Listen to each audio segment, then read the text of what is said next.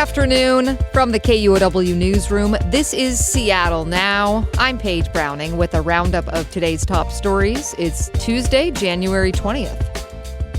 Starting with an immigration enforcement interruption at school. 2 Seattle public schools issued shelter-in-place orders today after what school officials say were credible reports of federal immigration enforcement activity in the community. Aki Karosi Middle School in Hillman City and Cleveland STEM High School in Beacon Hill both locked their doors and kept students inside for lunch. Cleveland principal Jeff Lamb later lifted the order but said he was keeping staff positioned around campus to keep an eye on things. Seattle Children's Theater is withdrawing from an upcoming 2-week run of shows at the Kennedy Center for the Performing Arts in Washington, D.C.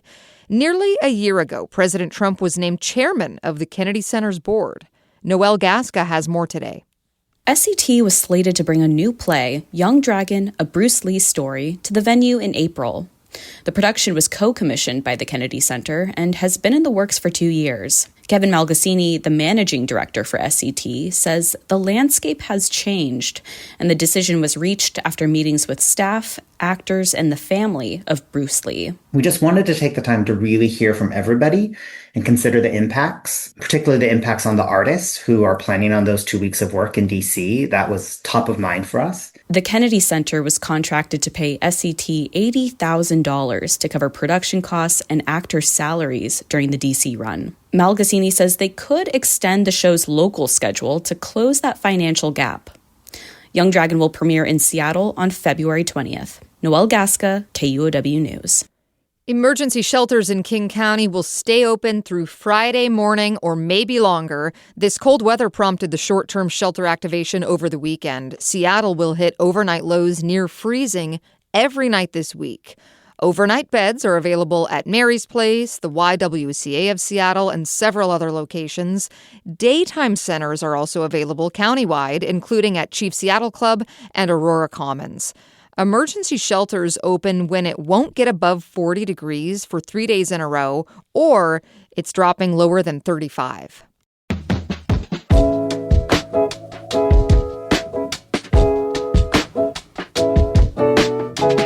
Some good news today for red-eye and early morning flyers.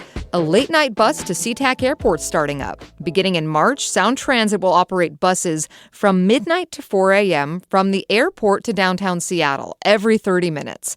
It'll stop near several light rail stations, including Pioneer Square and Symphony stations, before ending the trip at Westlake. Currently, light rail trains don't run between about 1 a.m. and 4 a.m.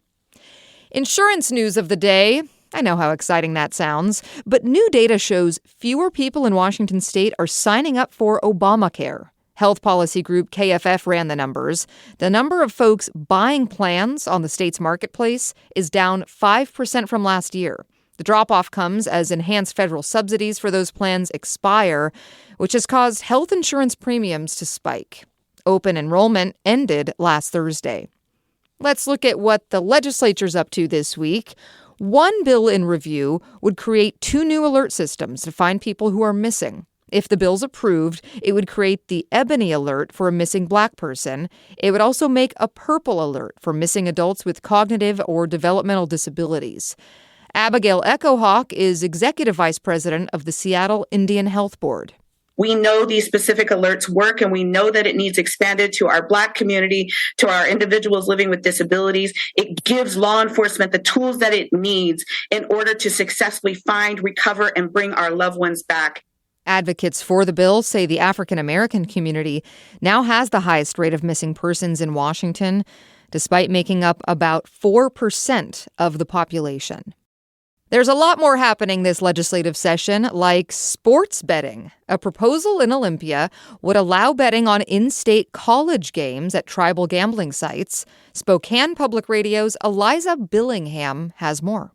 Bill's sponsor and Tacoma Democrat Charlotte Mina says the bill would bring college betting out of the shadows into safer, more regulated spaces. Emerald Casino General Manager Yale Rowe testified that the removal of proposition bets on specific performances would protect players and the integrity of their games. This form of prop bets on individual athletes has created a lot of controversy lately, particularly for collegiate athletes who may be more susceptible to nefarious actors seeking to bribe or harass players. Washington State University's Deputy Athletics Director Brett Corbin says the messages sent to one of his athletes were extremely derogatory, basically implied that he should harm himself, used a number of slurs and insults, and they were directly tied to his performance. But he does not support the bill. He says expanding gambling in college athletics, even if it doesn't include specific players, is not the answer. Their performance is implied to have affected the outcome of the game. So if you wager on the outcome, they're still going to receive that harassment, unfortunately. The bill is still in committee. I'm Eliza Billingham reporting. Another bill would give access again to remote parts of Mount Rainier National Park. To do it, the proposal directs the state to use climate funds to replace Pierce County's Fairfax Bridge. WashDOT shut the century-old bridge down last year because of structural damage. Wilkeson Town Mayor Jamie Paloli says her town's tourism economy has been devastated since the closure. This bill represents a very long overdue validation of what our community has been saying since the bridge closure, that the situation is serious, it's harmful, it's unacceptable. We're looking for accountability. Replacing the Fairfax Bridge could cost around $160 million.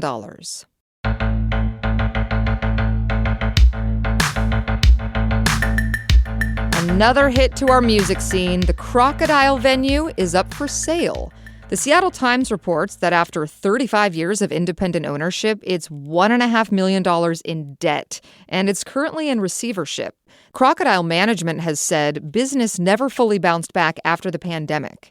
Managers told the newspaper they hope someone will buy the club as a turnkey operation. In the meantime, the Crocodile's continuing to book shows. Some other lukewarm news on water this time. The good side, overall water basin levels are well above normal, according to new reports from the U.S. Department of Agriculture. But warm temperatures during the fall and early winter prevented a lot of that moisture from turning to snow. As a result, snowpack in the Cascades is half of what it should be. Forecasters say we'll get the majority of this season's snow in the weeks ahead.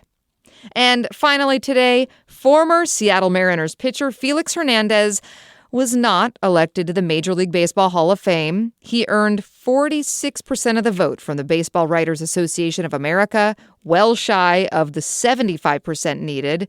But King Felix will remain on the Hall of Fame ballot for 8 more years, and he more than doubled his vote from last year, one of the biggest year-over-year jumps in the modern era.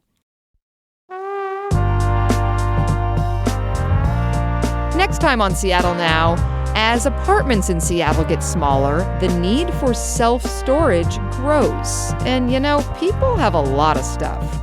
Humans aren't designed to give stuff up. We're designed to hoard. We're basically designed to sort of keep stuff because that's how you survive. And we weren't wired neurologically for a world in which stuff is cheap and we don't have to worry about it.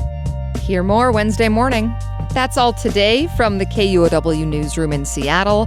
Our producer is Andy Hurst. I'm Paige Browning. Seattle Now and KUOW are members of the NPR network.